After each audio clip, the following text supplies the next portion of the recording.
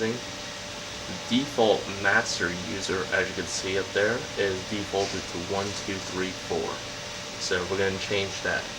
Now you don't have to go into installer mode, just go into regular mode here.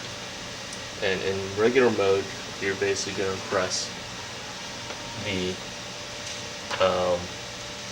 code plus the user number. From previous, the user number was 02 for Bob, and he was the master. So what we're going to do is 1, 2, 3, 4, 8, 0, 2, and now we're going to enter his new one, which is 2, 1, 3, 4, but you have to enter it twice. And that beep confirmed that we did change Bob's code now. Now, if you want to do another one like Sue, like on previous, you're going to do the same exact thing. You're going to enter the master code, which is now 2, 1, 3, 4, 8, but we're going to do 0, 3 this time, and then Sue's number. For the other users that are not master, you only have to enter it once. If you want to change it at any time, you enter the master code again,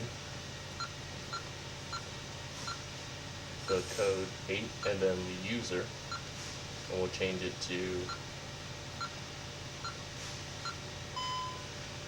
and Sue's now been entered and her code is 9164. Okay? And then for the rest of them, it's the same way. We'll do Joe. Joe, basically use the master code. 804 for Joe, and his number. He's been entered. 2 more times. We're doing Larry. Larry, master code first. 8.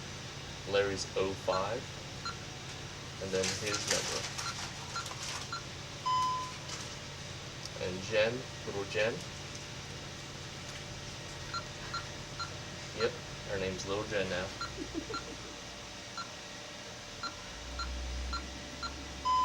And that's it.